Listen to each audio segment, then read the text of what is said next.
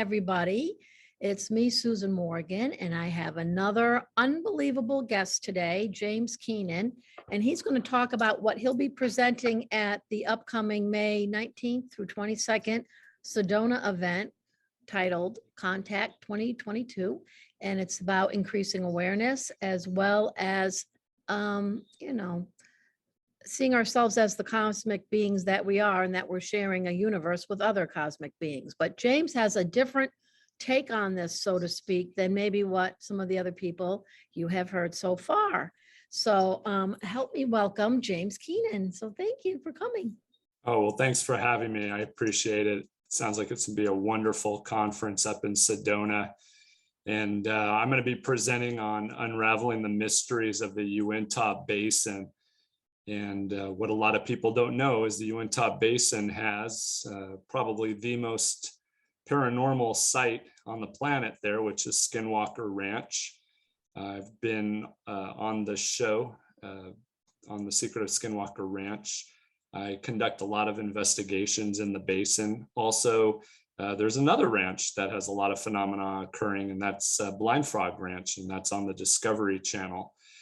And it's really interesting because a lot of people don't realize that the history of all this phenomena taking place actually goes back thousands of years. And a lot of it seems to originate from Utah and then migrates outward, whether it be cultures and civilizations that have transferred that elsewhere or just the phenomena. But you have all kinds of interesting things occurring. It's well known as a UFO alley. You have just tons and tons of sightings, many of these documented for about the last 80 years. You've had, just a plethora of books written about the topic.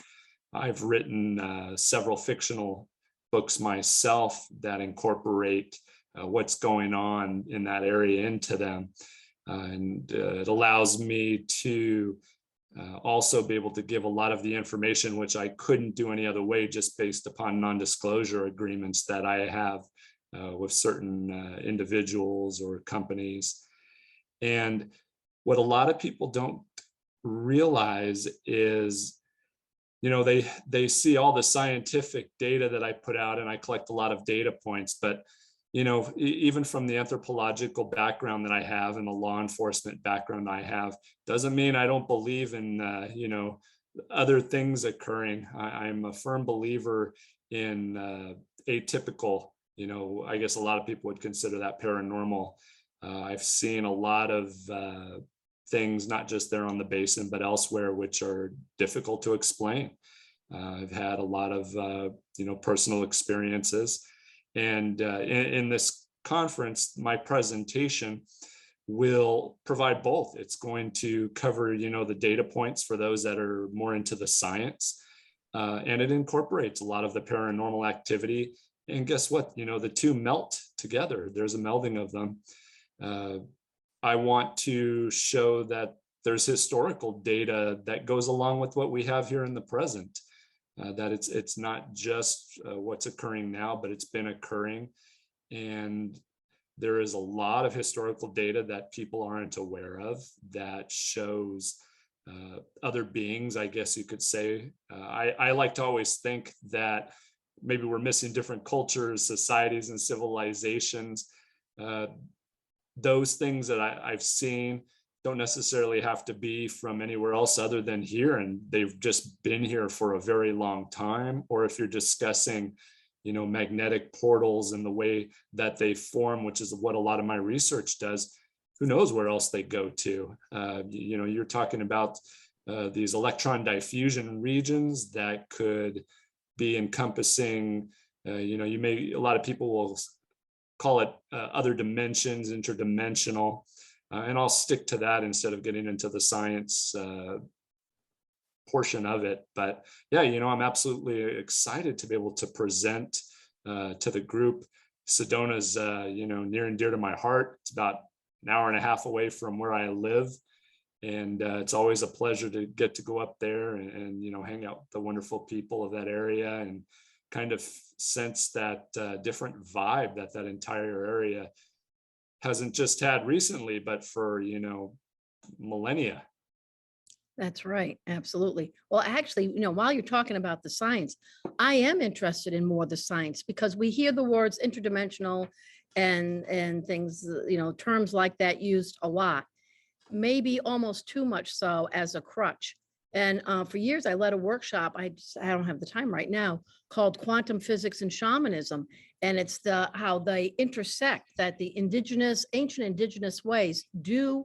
They're actually validated through quantum physics and things like that now. So I'm interested in the science because then it's validating. Like when you were talking about, what did you say, the neurons, the neutrons, or something going out? What was the phrase you just said? Sure, an electron diffusion region. You're spot on. You're talking about magnetic forces interconnecting with electromagnetic forces, which create charged particles. And what do these charged particles do? They create electron diffusion regions, which people would more likely know as a portal. And at these X points, you're getting these amplitude. And what's amplitude?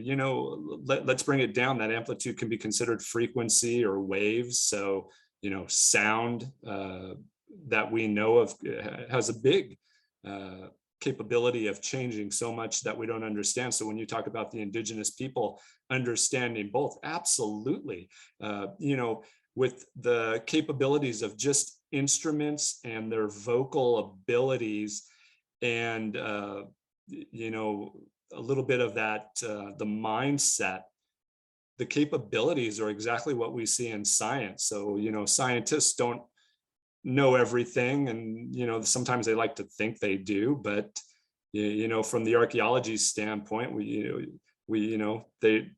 they like to think that none of this really exists or the possibilities aren't there, but they're absolutely there. And I'd love to meld the two together to hopefully explain to people exactly what they're talking about. From the smallest atom and what its capabilities are, and gravity, how gravity plays into effect. It may be the least of the four forces, but it's the strongest from a distance. And because it's weak here doesn't mean it's weak elsewhere. And that might be what we're having to look at, is this strengthening of gravity at these X points. And what these interdimensional portals really are, where they go, and who or what is capable of crossing in both directions through them. Oh my God, I just love this. Because if the focus is, and it is for me, having this event to raise consciousness, it's not just about like thinking of, rainbows and unicorns. That's not actually where I go with all of this. I want even the science of this. What is the newer science on this? Because then it becomes more irrefutable. So I'm going to ask you a couple of questions. Do you personally have portable equipment that you can see the electron magnification or whatever you just said it was? You have the equipment yourself? So yeah, a large part of being able to do this is to have the proper equipment. And you're talking about specialized metal detection units that have magnetometers built into them, vector magnetometers, gradiometers. I have it all. Okay. And it's portable. And it's all portable. Yes. Okay. So have you already been to, let's say, Sedona? You must have, because you've taken this portable equipment. Have you put it in one of the classic vortexes of Sedona with a quantifiable result? And don't hate me for it, but I'm going to tell you the truth. I haven't measured anything in Sedona yet. Usually I've stuck to out of the country, mostly Mexico, because my background is in Mesoamerican cultures, Superstition Mountains, which is not too far from Sedona, and then up in Utah and parts of New Mexico. But I mean, it's an absolute great idea. It's something that needs to be measured and quantifiably discussed, and maybe who knows what the results might be that show us what people are feeling and sensing. Yeah, we got to do this. Just like in my store, I have all these metaphysical tools, right? Including all these rocks that supposedly block EMF rays.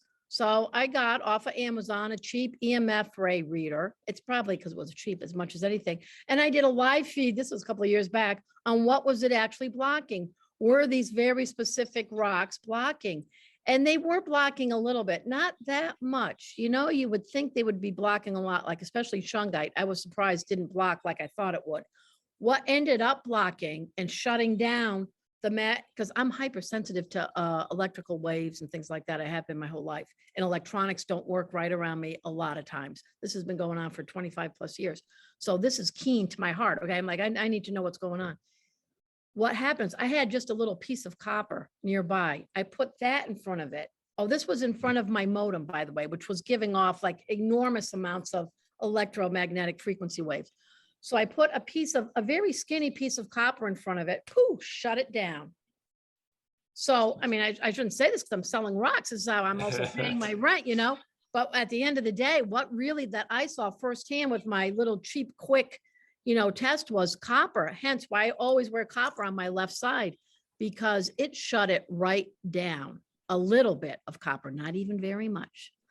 So I'm interested in the equipment, of like, you've got to like maybe give it a try and do like a live feed and show us, Well, I can get with you too. And what a lot of people don't know is magnetic fields can't be blocked, but they can be diverted. And so what copper with certain type of frequencies diverts that. And that's what we should be looking toward, is a diversion of that. So it was going around, and Correct. the machine was not able to pick up where it was going, just that it wasn't right where I was holding it, so to speak. Oh, I didn't know that. See, I don't know this. Well, this would make sense from a metaphysical standpoint, because you can't get rid of energy. It just kind of gets transmuted or moves around. It never completely disappears. And hence the foundation of all our problems on earth, that from a esoteric standpoint speaking, we can't, there's bad forces, and there's bad things. We can't completely get rid of them. We can transmute them, or like, get them to go stand in a corner, but that's about it. We can divert them. Exactly. We should be calling this diversion, like just diverting bad things, not eliminating bad things. Sure. This is fascinating. Well, also, I know, like when we scheduled this talk, you said, well, I can't do it until like 2:30. Because I'll be teaching a physics class. So give us a little background about you. So my background is from the University of California, Santa Barbara, in interdisciplinary studies in anthropology and archaeology, with Mesoamerican culture being my major focus. I also have a degree in biological sciences and genome and allele theory. But I never used it. I was in law enforcement and private investigations. So I know how to investigate whatever that may be for over 20 plus years. And then when I was done and retired, I had the opportunity to do this and become an author and use the science background that I have. So currently, as a second profession, I teach junior high and high school sciences at one of the local high schools. And I absolutely love it. It's just fantastic having the opportunity to be able to share, what I want to share and do what I want to do and what I think is most important to help people out. And then just to be able to, we've for so many years heard the same information about phenomena occurring, and nobody ever seems to really want to solve it or figure it out. And I'm just so hell-bent on getting to that point. And I love the fact that there's so many other people that are interested in putting that esoteric thought patterns and frequencies in there to the real science, and showing that there's no difference. It's just how we see it, perceive it, and talk about it that's different. It's all the same thing. Everything around us is a positive and a negative. You can't have positive without the negative experiences, or whatever the negative is. And that's energy. It's energy and matter. It has to remain, and it exists in only one of two forms, positive and negative. And it's great to be able to I appreciate the opportunity to be able to speak to people and show them the other side of the science that goes with that. Yeah, and to speak to specifically Skinwalker Ranch and even Blind Frog Ranch, there's a reason why. Well, the science, I guess, maybe didn't want to get bothered with it, because why? It was just kind of like a strange anomalies up until recently. Now, it's got everyone's attention, which is good. But from the indigenous perspective, my understanding is they didn't want to talk about it. They didn't want to have anything to do with it. They wanted to like keep that over there. So you weren't going to get information from the people, the local people that maybe knew, because they have a very, and I'm not going to talk about it now, they have a very specific opinion on what's going on. And I'm sure you're going to talk about that at the conference. But even their energy, the two things are also polarized, is my understanding.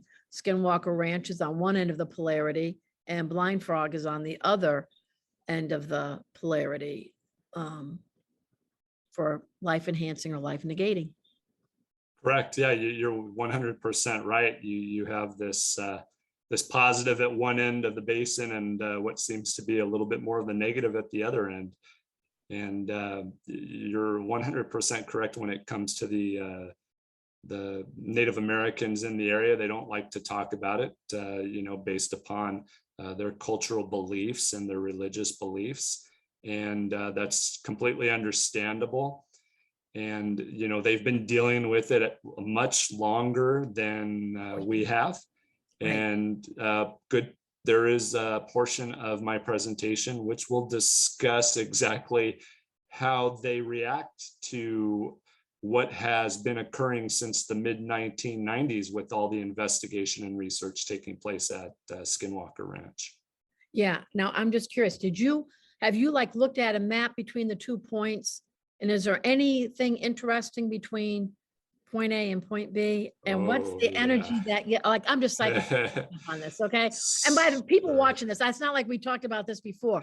I'm just picking up, there's something, because if the energy, the polarity shifts, and it does, at what point does it shift? Somewhere between point A and point B. And that is also that would be a magical place at the shifting point. You got to get your equipment out there. Yeah, no, I definitely, that's all I do is have my equipment out in that area. It's all underground. There is a lot of water, whether it be underwater streams, rivers, sinkholes, and even a lake that we know about that we've been under there.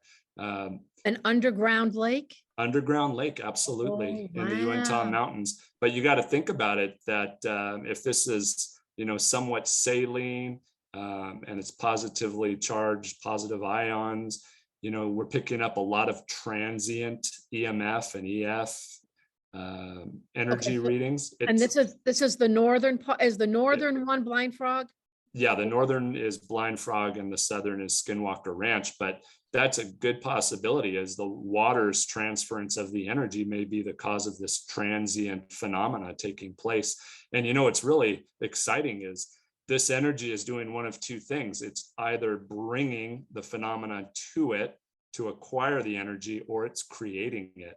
And that's in and of itself a data point worth collecting. And it's been several years and I'm still working on it. So hopefully one day we'll better understand if it's one or the other. Wow, this is important work. This is absolutely very important work, I think. Because it even shows the flow of energy on the planet, especially even under the ground, from a different perspective than maybe what we're used to. It's not just a flow of oil or flow. This is different. Do you have anybody else helping you with this work? Do you have like a team with you, or is it pretty much you and a couple of friends maybe? Or well, it started out that way, and we've seemed to muster up a group of us now that do this. Chris Bartell and I have been at this probably the most together, and some people will know Chris as probably having been one of the longest members of BASS, Bigelow Aerospace Advanced Space Studies, that worked for years. He was there 6+ years on Skinwalker Ranch. So he doesn't do conferences and things like that. You know what, I believe he might be. He's still actively in the federal government working for them. So I know that there are plans for him to be presenting soon to a MUFON group in the coming future. But yeah, I think he's just absolutely an amazing individual to have on the team. Hopefully we're going to be joined by a few other people that have shown up on certain Discovery or Travel Channel and History Channel shows. I don't know if they want me to say their name or not, so I'll hold back. Chris, I know, has no problem, so I feel free being able to share that. But yeah, so there will definitely be about 3 or 4 of us this time up. We'll also be working with Dwayne Ollinger, who's the owner of Blind Frog Ranch and is on the Discovery Channel Mystery at Blind Frog Ranch. So that'll be exciting. And, you know, we'll meet up with a couple of the other people from Skinwalker Ranch and go investigate some other things underground as well. But unfortunately, that falls under an NDA that I can't discuss. I will hint around to it during the presentation as best as I can. Yes, this is more the conspiracy part of me, conspiracy theory. Has anybody tried to shut you down? Has anybody? Yeah.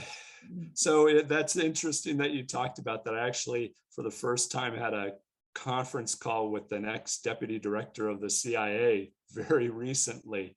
That was very curious and interested in my orb sightings and readings and the data points collected. And I don't think they were worried about shutting me down as much as they really wanted as much information as I was willing to give them. Just due to the fact that what I've recorded and data points collected are almost 100% what they collected over a lot longer period of time. And I was able to do it in a much shorter period of time.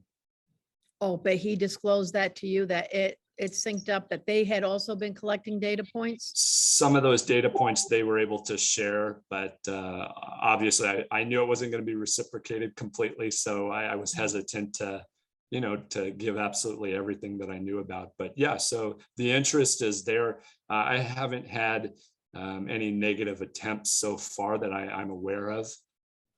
Like nothing's been hacked into or anything? Well, you know, I always see it. If something negative happens, it's not going to be forever. And That's right. I won't have any positive experiences if I don't have that. So I work around it. Yeah, good for you. Good for you. Well, I also know you've written a number of books. So how could people, if they want to get more information about you, what's the best way for them to do it? Do you have a website or name some of the books or? Sure. So probably the best way would to look at my name, James Keenan, on Amazon or at Barnes and Noble. And I've written 8 books. The last 4 deal specifically with the phenomena occurring in the Four Corners region.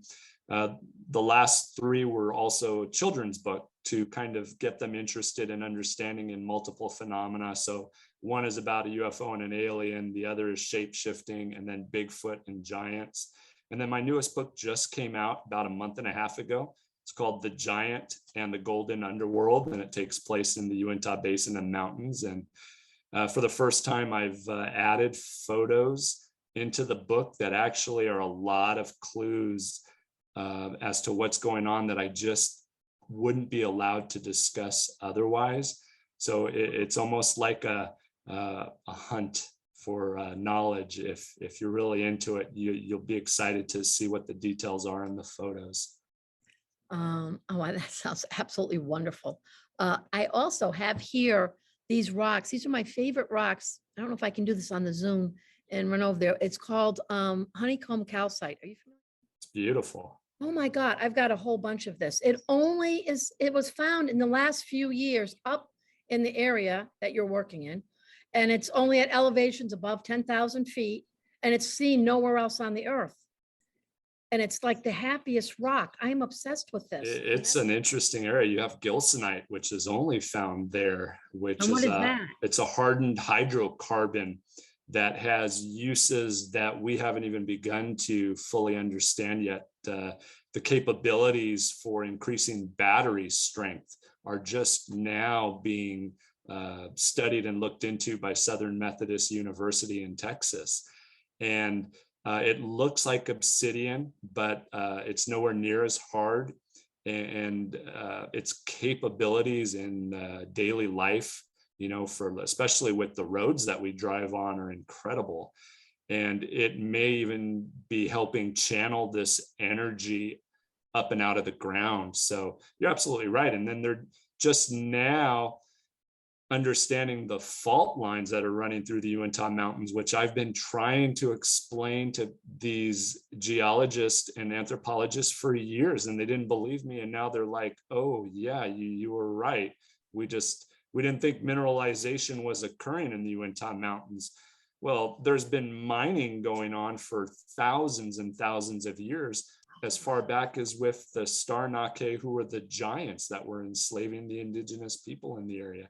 And there's plenty of historical data in the petroglyphs, pictographs, and oral tradition to show that. And that's going to be a part of the presentation as well, is the explanation of all this energy and all these anomalous factors coming to fruition in one location. And I understand ley lines, and I've heard it, and I get the question all the time, and I'm hesitant to really add that into the science. But Salt Lake City has the most connection of ley lines coming together than anywhere else in the world that I know of. I didn't know that. Oh yeah, and 3 and 4 of those lines cross right across Skinwalker Ranch and the mesa that's directly above it. So if you believe in that, that may be an additional channeling of energy. So these ancient cultures and civilizations that were there in the Uintas that we've lost contact with or knowledge of, they may have very well been building their sites there in that location just based upon the energy that they were well aware of that I don't understand or know about. So my last question to you, if you're willing to answer, is have you had contact?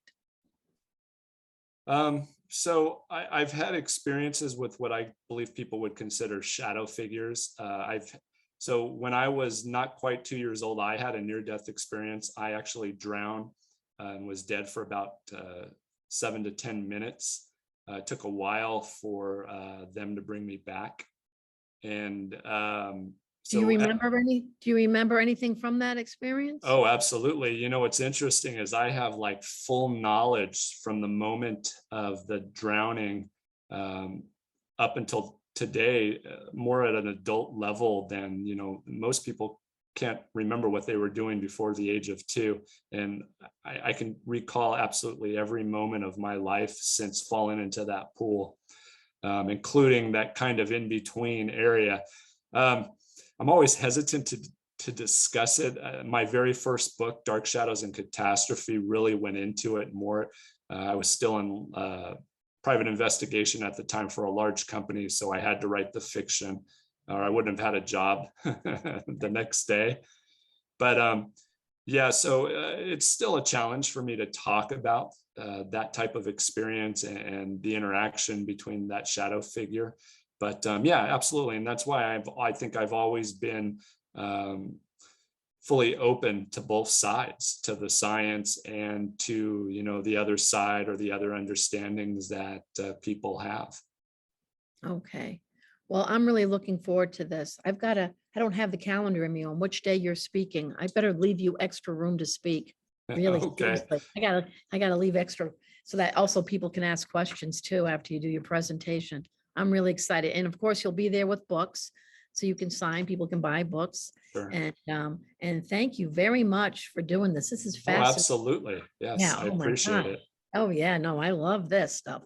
So yeah, bring on the science. And thank you, James, and I'll see you in about a month or so. Yeah, thank you. And I look forward to seeing you in Sedona.